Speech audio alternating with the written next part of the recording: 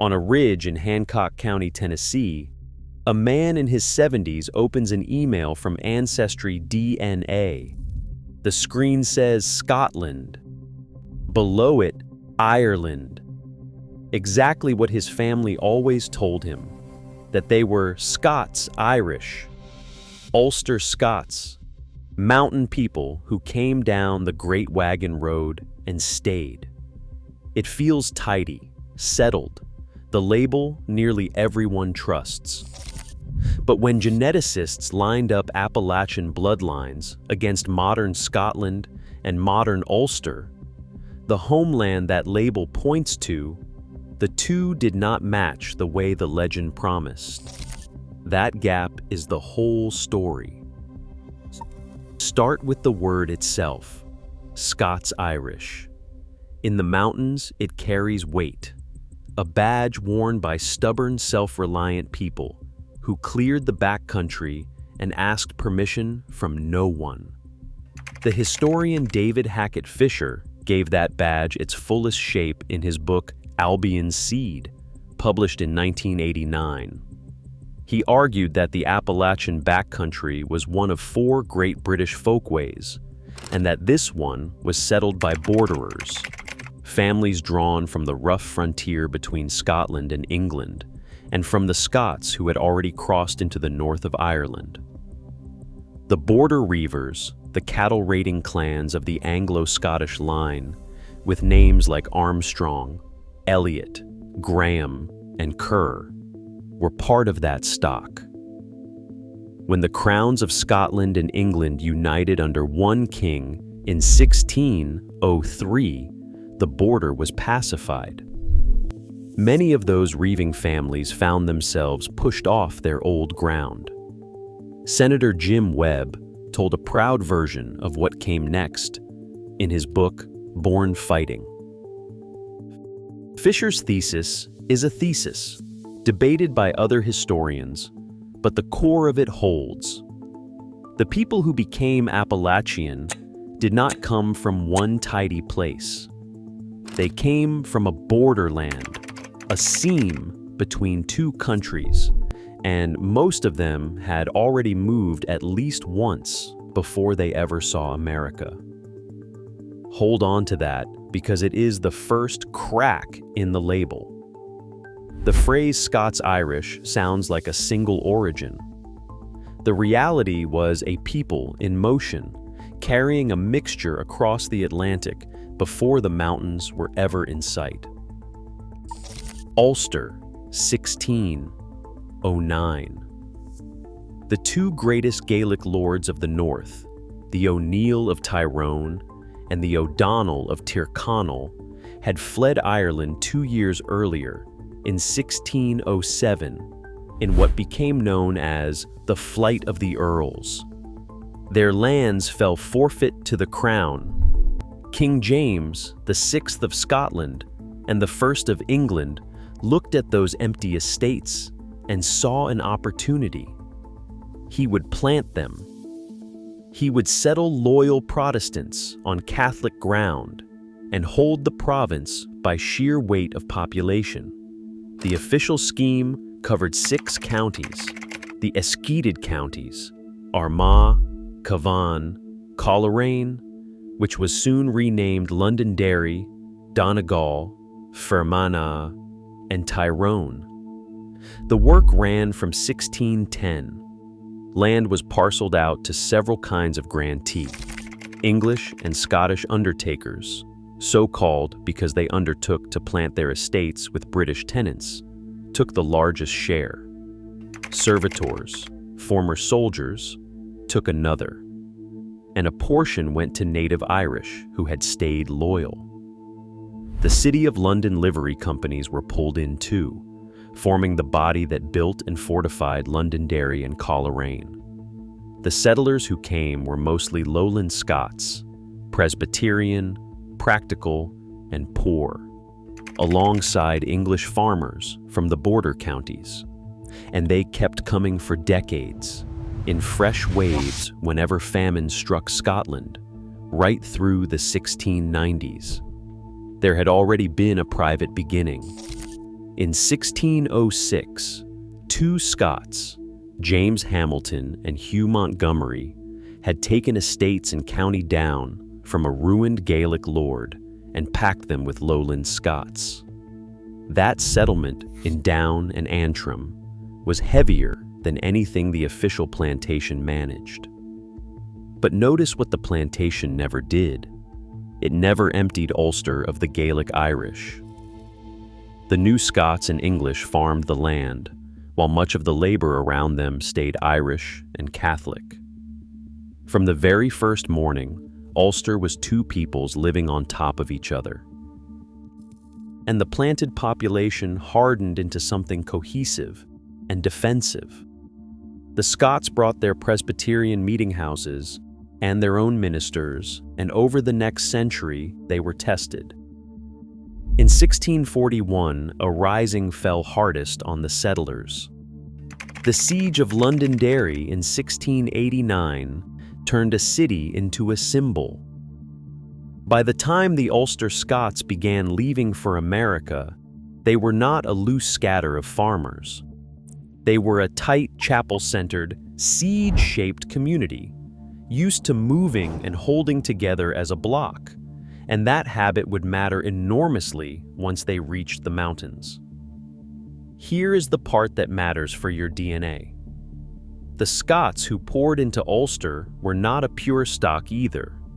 They were lowland Scots, themselves a blend of older British, Norse, and Anglo-Norman lines, with border English folded in. The homeland of the Scots-Irish was, from its first plantation morning, a made population, a fresh mixture laid on top of a Gaelic-Irish substrate that never fully left. This decision seemed small at the time. It wasn't. It set the genetic baseline that every Appalachian comparison would later be measured against. A century passed. By the early 1700s, the Ulster Scots had a new set of problems. Landlords raised the rents on their leases hard, in a stretch later remembered as the rent-racking years. Harvests failed. The linen trade, which so many families leaned on, buckled. The Test Act shut Presbyterians out of public office and treated their faith as second class. So they did the thing border people do when the ground turns against them. They moved again. Between 1717 and 1775, more than 200,000 people left Ulster for North America in a series of waves. The first surged around 1718, driven by rents. Another came with the famine of the early 1740s. The heaviest of all hit in the early 1770s, when the linen market collapsed and rents climbed at the same time. In America, they were called the Scots-Irish, a label that set them apart from the Catholic Irish, who would arrive much later. They sailed out of Larne, Belfast, Londonderry, and Newry, and some estimates push the total past 250,000.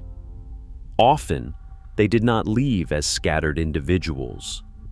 Whole Presbyterian congregations sometimes crossed together, following their own ministers to new ground, which is exactly why the founding settlements in the backcountry could be so genetically tight from the start. They landed mostly at Philadelphia and at Newcastle on the Delaware, and they found the good coastal land already taken. So they turned south and inland, down the Great Wagon Road, through Lancaster, into the Shenandoah Valley, along the Yadkin, and finally into the Holston, the Watauga, and the Clinch Valleys, the mountains that would carry their name. But this was not just about the Ulster Scots anymore. The wagons going down that road carried other people too. German Palatines, Protestant refugees from the Rhineland, settled the same valleys and became the families later flattened into the phrase Pennsylvania Dutch. English backcountry settlers came along the very same routes. By the time the Long Hunters were crossing into Kentucky and the Watauga settlers were drafting their own frontier government, the mountain population that consumer tests now read as Scots-Irish was, on the ground, Scots and Irish and English and German, intermarrying within a handful of hard valleys for the next 200 years. That is the second crack. The label names one strand of a rope that always had several. Now, to the comparison the title promises, and to the first honest thing that has to be said about it. There is no single landmark study that took Appalachian genomes and laid them beside modern Scottish and Ulster genomes in one clean experiment. That study does not exist. The picture has to be assembled from the best peer-reviewed work on each side of the ocean. And when you assemble it carefully, the homeland turns out to be a moving target. Begin with the British backbone. In 2015, Stephen Leslie, Walter Bodmer, and their colleagues published the People of the British Isles study in the journal Nature under the title The Fine-Scale Genetic Structure of the British Population. They genotyped 2,039 people whose 4 grandparents all came from the same rural area, and they split Britain into 17 genetic clusters that mapped almost eerily onto old tribal and kingdom boundaries. They even estimated that the Anglo-Saxon contribution to southeastern England was under half. The British Isles are not one genetic block. They are a patchwork, and Scotland sits in its own corner of that patchwork. 2 years later, in 2017, a team led by Edmund Gilbert and Gian Piero Cavalieri, with the Trinity College Dublin geneticist Daniel Bradley among the senior figures, published the Irish DNA Atlas in the journal Scientific Reports. Using almost 200 people with 4 grandparents from known Irish places, plus that People of the British Isles data, they divided Ireland into 10 genetic clusters, 7 of Gaelic Irish ancestry and 3 of shared Irish-British ancestry. They measured real West Norwegian-like ancestry from the Viking Age and Northwest French-like ancestry from the Normans, sitting inside the modern Irish genome. And they found a sharp genetic barrier in the north, in Ulster, exactly where the plantation had poured Scottish blood onto Gaelic ground. The version you may have heard, that Ulster is simply Irish, is not the full picture.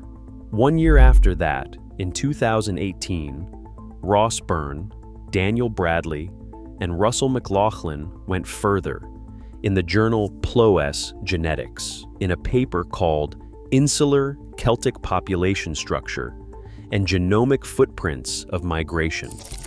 They found 23 genetic clusters across Ireland.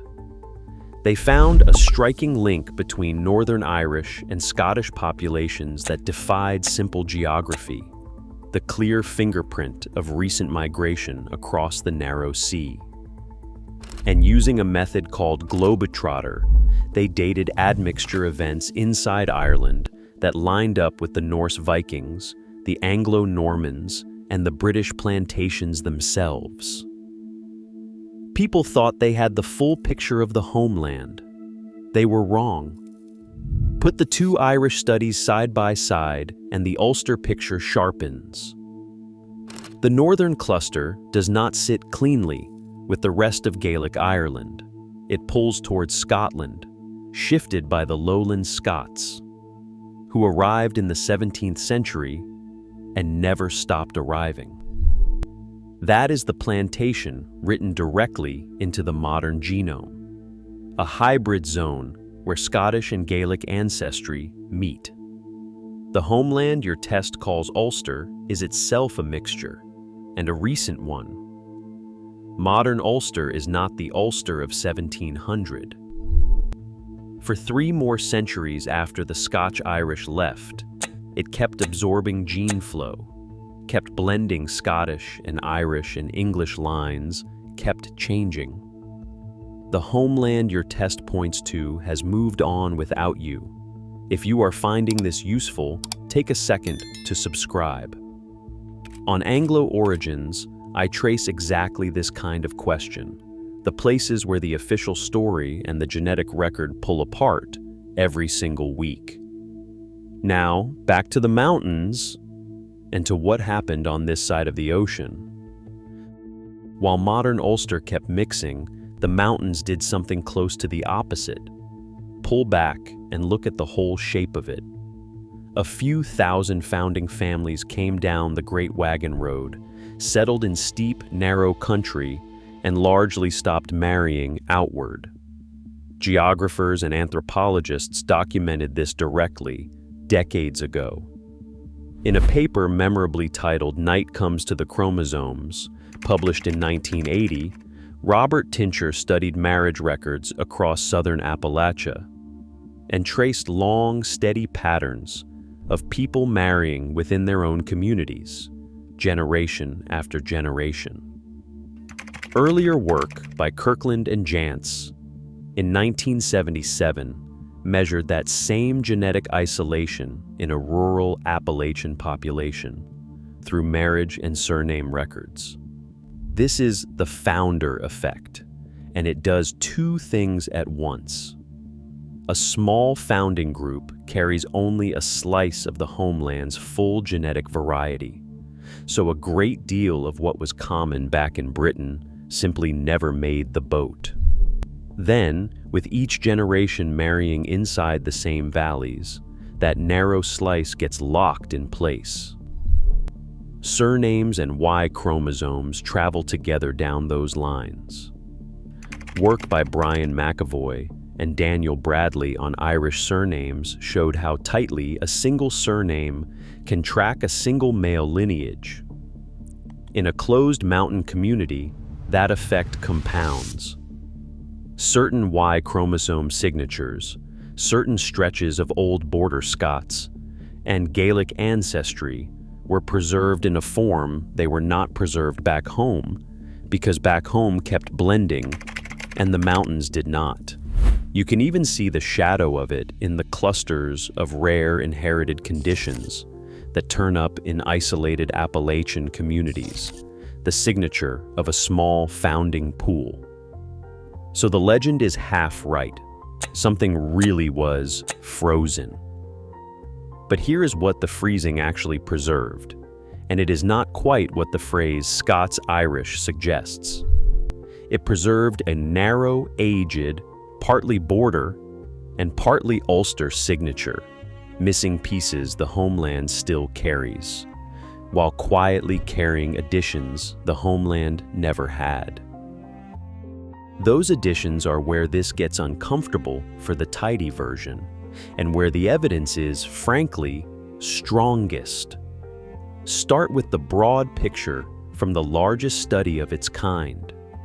In 2015, Katarzyna Brix and colleagues, including the Harvard geneticist David Reich, published a study in the American Journal of Human Genetics on the genetic ancestry of African Americans, Latinos, and European Americans across the United States. They analyzed nearly 150,000 self-identified European Americans who had tested with the company 23andMe. Nationally, around 3.5% of self-identified white Americans carried at least 1% African ancestry, but that number was not spread evenly across the map. About 13% of self-identified white South Carolinians carried African ancestry. Louisiana ran a little over 12%. Georgia and Alabama sat near 9%. And in Louisiana, around 8% of white residents carried Native American ancestry as well.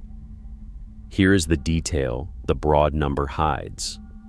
In a white Southern family, that African ancestry usually traces back to a single ancestor within roughly the last 6 to 11 generations, which lands squarely in the colonial and early frontier period, the exact window when the backcountry was being settled.